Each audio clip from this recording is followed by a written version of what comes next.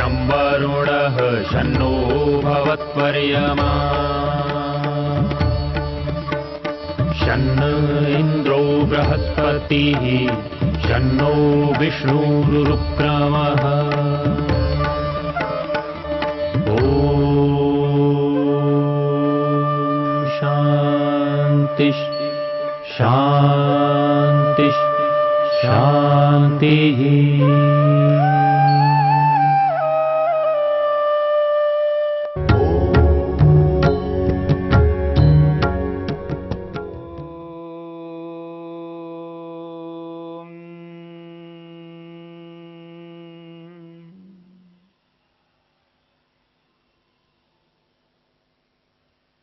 23वें सूत्र में हमने ईश्वर प्रणिधान को लेकर के विचार किया है।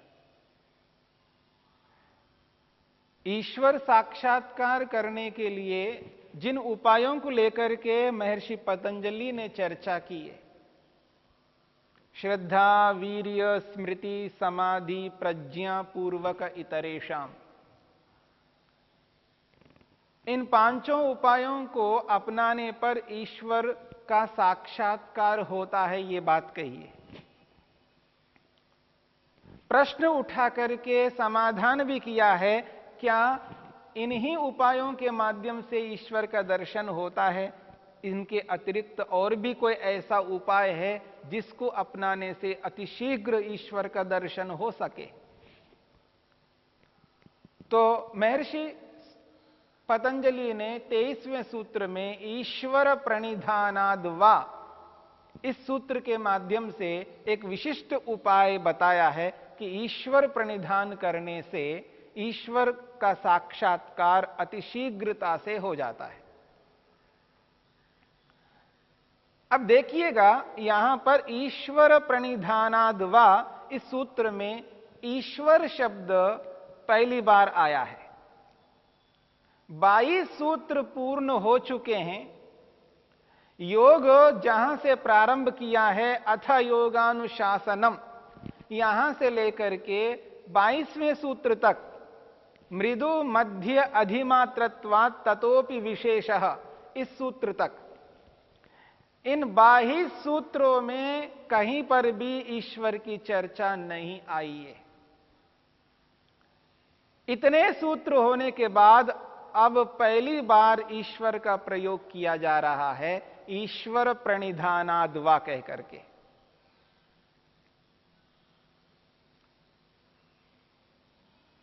संसार जब से प्रारंभ हुआ, सृष्टि जब प्रारंभ हुई है और जब से संसार में मनुष्य आया है, तब से लेकर के आज तक मनुष्यों में अलग अलग मान्यताएं चल रही हैं।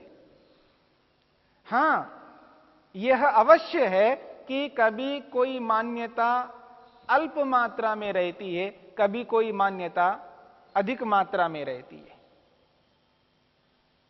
पर मान्यताएं अलग अलग बन जाती है। अलग अलग मान्यताओं को लेकर के आज भी लोग जी रहे हैं। अलग अलग मान्यता का अभिप्राय है, अलग अलग सिद्धांतों को लेकर के जीते हैं। क्यों मनुष्य अलग अलग मान्यताओं को लेकर के जीता है? क्योंकि मनुष्य अल्पज्ञ हैं। अल्पज्ञ का अर्थ है कम जानने वाला है, न्यून जानने वाला है। आत्मा यानी हम मनुष्य, जो मेरे इस शरीर में रहने वाली जो आत्मा है, जीवात्मा है, जो चेतन तत्व है, यद्यपि उस आत्मा में ज्ञान है, पर वो बहुत थोड़ा है, अल्प ज्ञान है, न्यून ज्ञान है। ज्ञान की कमी के कारण से, अल्पज्ञता के कमी के कारण से, कम जानकार होने के कारण से व्यक्ति भ्रांति से युक्त होकर के भूल से व्यक्ति गलत सिद्धांतों को बना करके चलता है। और जैसे जैसे व्यक्ति के अंदर अज्ञान होता रहता है, वैसे वैसे गलत सिद्धांतों को बनाता जाता है, तो उसकी मान्यताएं अलग अलग बन जाती है। तो संसार में आज जो अलग अलग मान्यताएं हैं, उनके पीछे भ्रम है, अज्ञान है, उनके पीछे न्यून ज्ञान है, कम ज्ञान है, जानकारी का कम होना है। और अल्पज्ञता एक बहुत बड़ा दोष है आत्मा का, और ये जा नहीं सकता, उसका स्वभाव है। इसलिए उसको दूसरों से ज्ञान प्राप्त करने की आवश्यकता पड़ती है, ईश्वर से ज्ञान प्राप्त करने की आवश्यकता पड़ती है। ज्ञानार्जन करना मनुष्य का एक परम कर्तव्य बन चुका है।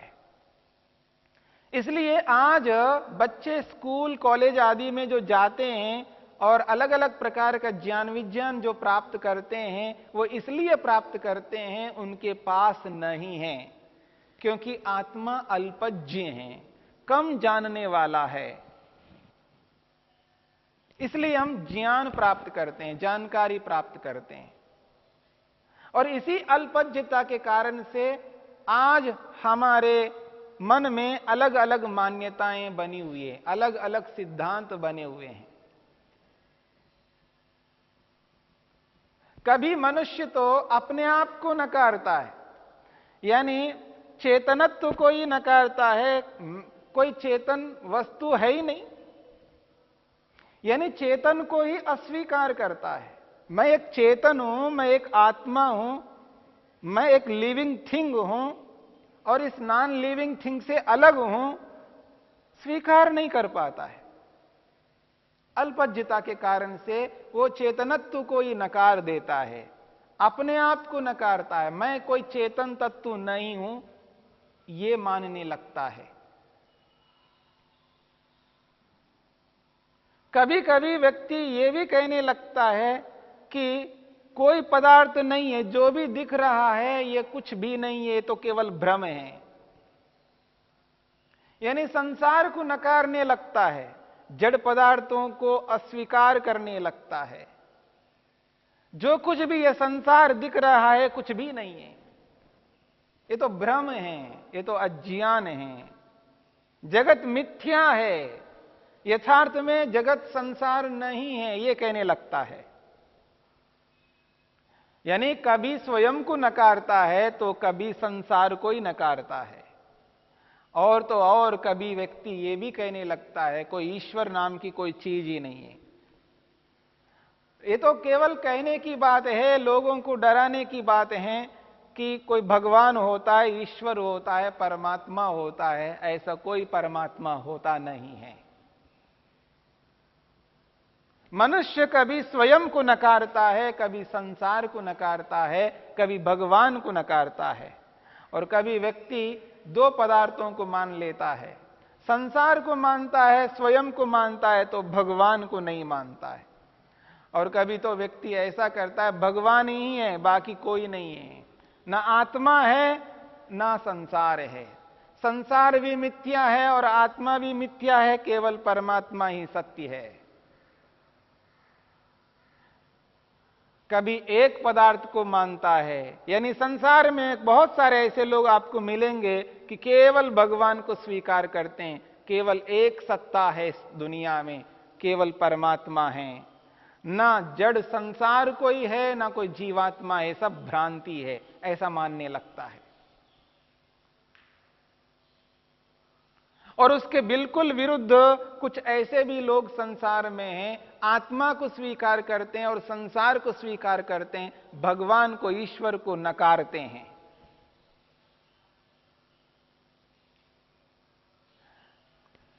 ऐसे ऐसे सिद्धांतों को लेकर के आज दुनिया में चल रहे हैं। इन सिद्धांतों को मानने पर व्यक्ति कभी भी सुखी नहीं हो सकता। अलग अलग मान्यताओं को जब तक लेकर के चलेंगे तब तक सुखी नहीं हो सकते, क्योंकि हम आत्माएं हैं, हम मनुष्य हैं, तो हम सबका एक ही मत होना चाहिए, एक ही सिद्धांत होना चाहिए, एक जैसा सिद्धांत, एक जैसा मत होना चाहिए। इसलिए प्रमाणों से, तर्कों से इस बात को समझना चाहिए कि वास्तव में संसार में ईश्वर है या नहीं है। तर्क और प्रमाण से ईश्वर सिद्ध होता है तो ईश्वर को मानना होगा। तर्क और प्रमाणों से यदि संसार सिद्ध होता है तो उसे स्वीकार करना होगा। तर्क और प्रमाण के माध्यम से आत्मा सिद्ध होता है तो उसको स्वीकार करना होगा।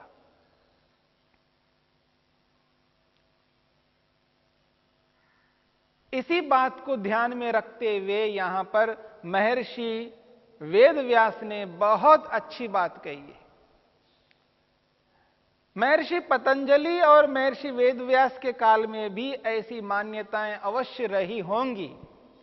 इसलिए उन गलत मान्यताओं को हटाने के लिए, उनका खंडन करने के लिए महर्षि वेदव्यास ने एक प्रश्न उठा करके समाधान करने का प्रयास किया है।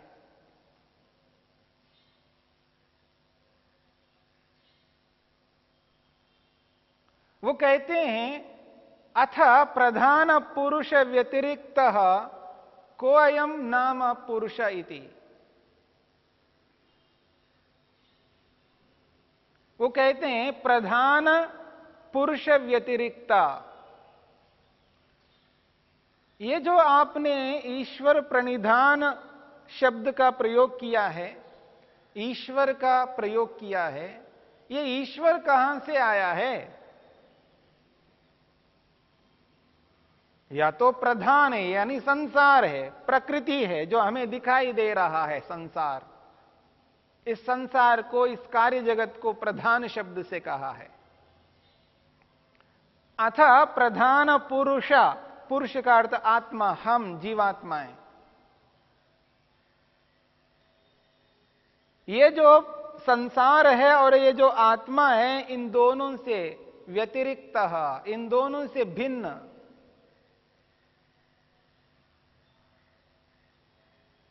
कोयम नाम ईश्वर इति। ये जो ईश्वर है, ये ईश्वर कौन है?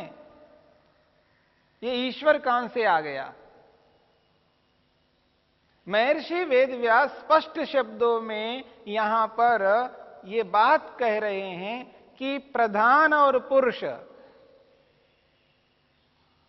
आत्मा और संसार, इन दोनों पदार्थों से भिन्न, व्यतिरिक्त, सर्वथा अलग ये ईश्वर नामक तीसरा पदार्थ कौन है? यानी महर्षि पतंजलि, महर्षि वेदव्यास इस बात को स्वीकार कर रहे हैं कि संसार में तीन प्रकार के पदार्थ हैं। संसार तो है, सत्तात्मक पदार्थ है। यह संसार मिथ्या नहीं है, संसार सत्तात्मक है। और इस संसार से भिन्न जीवात्मा है, हम हैं, आत्मा है, पुरुष है। और इन दोनों पदार्थों से व्यतिरिक्त, भिन्न, इन दोनों से अलग ये ईश्वर नामक तीसरा पदार्थ कौन है जिसकी चर्चा आप कर रहे हैं? यानी महर्षि वेदव्यास स्पष्ट शब्दों में ये कहना चाहते हैं, संसार में तीन प्रकार के पदार्थ हैं। त्रैतवाद को स्पष्ट रूप से यहां पर प्रकट कर रहे हैं महर्षि वेदव्यास।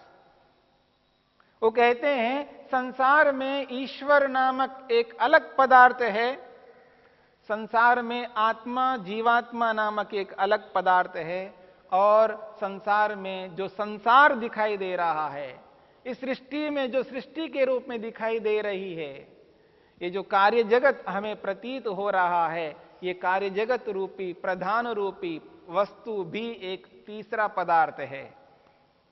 तीनों पदार्थों को महर्षि वेदव्यास स्वीकार कर रहे हैं। इसलिए वो कहना चाहते हैं इस संसार, इस पुरुष रूपी आत्मा, इन दोनों से भिन्न कौन है ये तीसरा पदार्थ? जब ये बात स्वीकार करते हैं महर्षि वेदव्यास तो त्रैतवाद अपने आप सिद्ध होता है। फिर अद्वैतवाद या द्वैतवाद अपने आप हट जाते हैं। जगत मिथ्या ये हो नहीं सकता, संसार मिथ्या नहीं हो सकता, संसार तो यथार्थ है। और यह भी बात समझने की चेष्टा हमें करनी है कि जब तक तीन पदार्थों को माने बिना हम व्यवहार को व्यवहार के रूप में नहीं कर सकते। एक मोटा सा उदाहरण देता हूं, इसी से आपको स्पष्ट हो जाएगा। हम किसी दुकान में जाते हैं, किसी शॉप में जाते हैं, किसी मॉल में जाते हैं, कहीं भी कुछ खरीदने के लिए हम कहीं जाते हैं तो खरीदने वाला मैं हूं, खरीदने वाला मैं हूं। जो खरीदी जा रही है वो मुझसे अलग है, तभी तो मैं खरीदूंगा। जो मैं खरीदने वाला हूं, जिसको खरीद रहा हूं, वो जो खरीदा जा रहा है वो मुझसे अलग है। और जो शॉपकीपर है, जो बेचने वाला है, वो भी तो है वहां पर। एक बेचने वाला है, एक खरीदने वाला है और एक खरीदी जा रही है। देखिए तीनों पदार्थ हैं। यदि इन तीनों पदार्थों के बिना हम व्यवहार करना चाहेंगे तो कभी नहीं कर सकते। यदि खरीदने वाला भी वही है, बेचने वाला भी वही है, तो कौन खरीदने वाला है, कौन बेचने वाला है? यानी खरीदने वाला भी मैं हूं और बेचने वाला भी मैं हूं, ऐसा कैसे हो सकता है? ये तो असंभव बात है।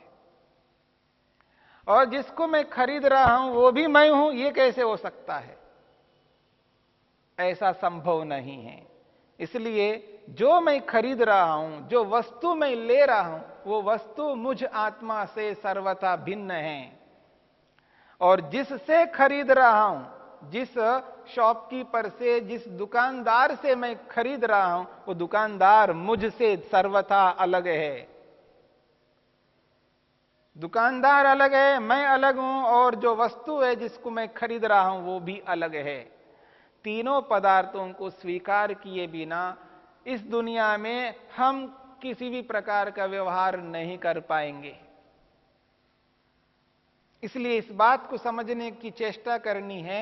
महर्षि वेदव्यास कहना चाहते हैं संसार में तीन प्रकार के पदार्थ हैं।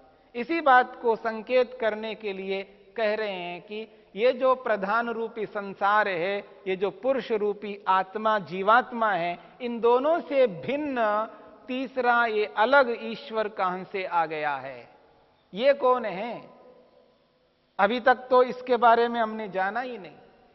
अभी तक ईश्वर शब्द आया ही नहीं।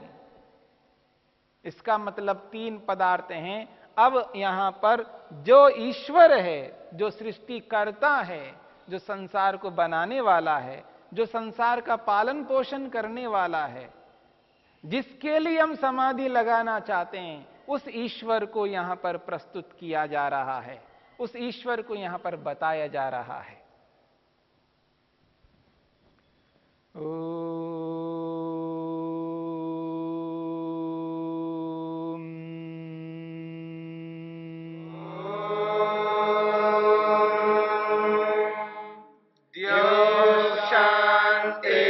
शांतिरंतरिक्षं शांतिर्पृथिवी शांतिरापः शांतिरोषधयः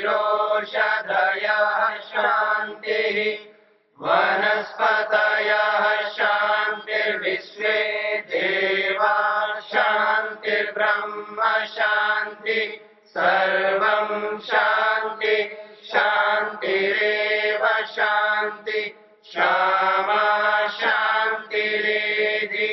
ओम शांति शांति शांति।